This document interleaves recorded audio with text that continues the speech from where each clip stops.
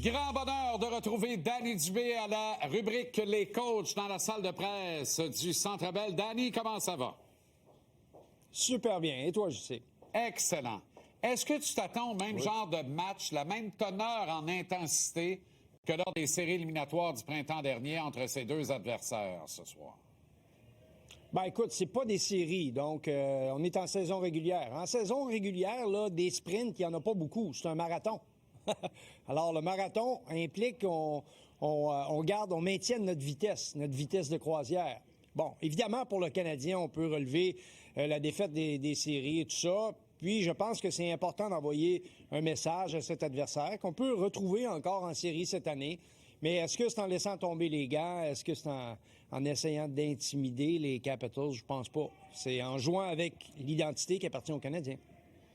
Le Canadien qui, soit dit en passant, n'avait pas l'air complètement intimidé contre les Bruins de Boston samedi dernier. Non. Les Bruins qui retrouvent le Big Bad en eux un peu plus là, cette année, faute de mieux, il faut le dire. Oui.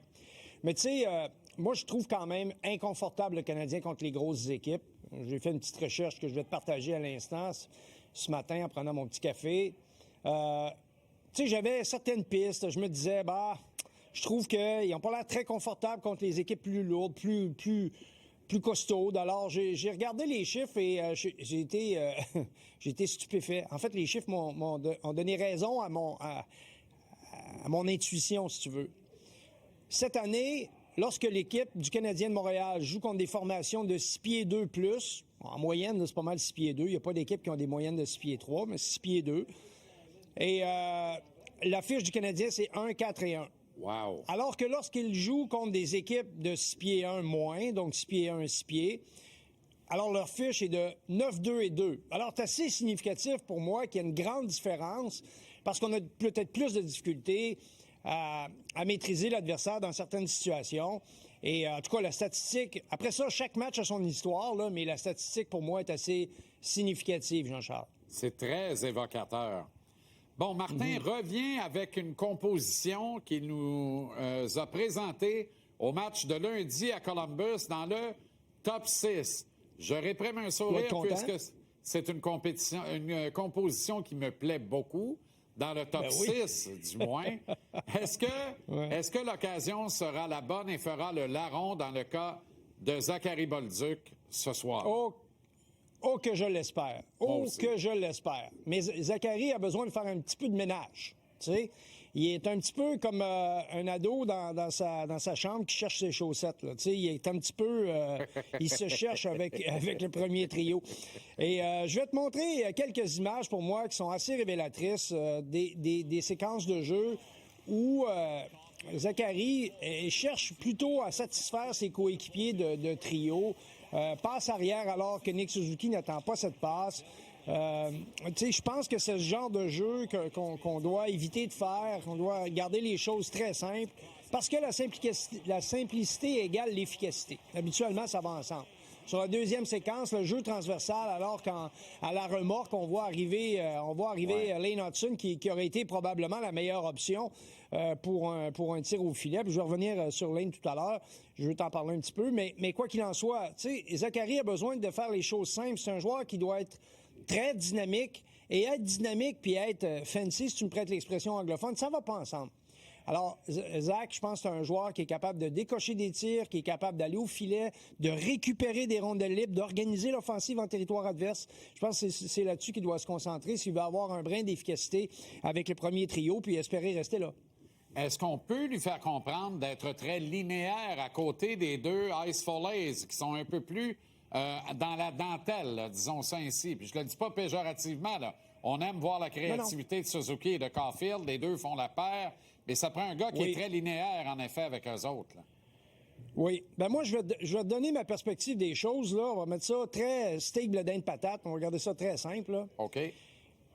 Après l'organisation offensive, c'est-à-dire tu traverses la ligne bleue, si Zachary a la rondelle, il fait une passe à un des deux puis il fonce au filet. Voilà. Je pense que c'est pas trop compliqué, ça, là. Exact. Va-t'en au filet. Parce que le rôle ultimement, le rôle de Zachary, c'est de récupérer des rondelles libres, c'est de faire de l'obstruction devant le filet. En faisant de l'obstruction devant le filet, tu sais ce que ça fait? Ça ouvre la porte. Ça donne de l'espace aux deux autres. Et les deux autres, c'est ce qu'ils ont besoin. Et ils vont s'arranger ensemble après. Ils ont besoin d'espace. Cet espace va être créé par l'omniprésence au filet du troisième ou de la troisième roue du carrosse, si tu veux, si tu me prêtes cette expression-là. Donc moi, c'est comme ça que je le vois. Pour simplifier les choses, parce que Zachary tente peut-être d'en faire trop, inutilement, et donc, par conséquent, complique des choses qui peuvent être beaucoup plus simples, et surtout en territoire adverse. Sans jouer les corps arrière du lundi matin, Danny, mais on se doit de discuter de ce que l'on voit, de ce que l'on constate et d'échanger, puis ça fait partie du jeu et c'est la grande beauté du jeu. Martin a réuni Slafkovský à Suzuki et Caulfield un peu tôt à mon goût en troisième période à Columbus. Ah oui? Est-ce que tu es de mon avis que moi, j'aimerais... Là, il bénéficie du dernier changement en plus. J'aimerais ça qu'il garde intact son top 6 pour tout le match ce soir et celui de samedi contre les Leafs également. Puis on réévaluera tout ça au moment de partir pour un 3-4 dans l'Ouest, ou qui risque pas d'être bien simple la semaine prochaine. Là. Mais de garder ça intact, du moins, jusqu'à ce qu'on ait besoin d'un but en fin de match, qu'on doive retirer le gardien. Là, on s'entend. Ben écoute, la chose qu'on doit garder en tête, là, c'est qu'il y a un sentiment d'urgence qui anime l'équipe et par conséquent l'entraîneur. Ça, moi, j'appelle ça de la gestion, c'est du coaching. Gérer, c'est coacher. Tu sais, tu gères du talent, tu gères des situations, tu gères un cadran, il n'y a pas le choix. Donc, moi, j'ai aimé la décision de ramener Slafkovský parce que, ça a dynamisé Slafkovský qui a eu une excellente fin de match, qui est très solide, justement, dans les séquences que je te parlais tout à l'heure, présence au filet, récupération de rondelles, etc., protection de rondelles, contrôle de celle-ci, c'est des éléments essentiels lorsque tu vas avoir du succès en territoire adverse. Moi, j'ai trouvé qu'il a répondu admirablement bien, tout comme Anderson, qui était fort d'un but, qu'on a replacé sur une courte rotation de 2 trios en fin de match. Tu sais, des fois, on dit, le coach, il devrait changer ses lignes. Des fois, il échange, puis on dit, il devrait garder ensemble. Dans le fond, le coaching, c'est ça. C'est un petit peu l'instinct du moment. Tu sais, l'expression anglophone, ils disent « Your gut is your brain ». Tu sais, ce qui se passe en dedans de toi, là, à un moment donné, il faut que tu suives tes instincts. Et je pense qu'il a bien suivi ses instincts au dernier match. Puis je veux te laisser en te disant que Lane Hutson commence à faire des choses intéressantes parce qu'il entre dans le territoire pour décocher ses tirs.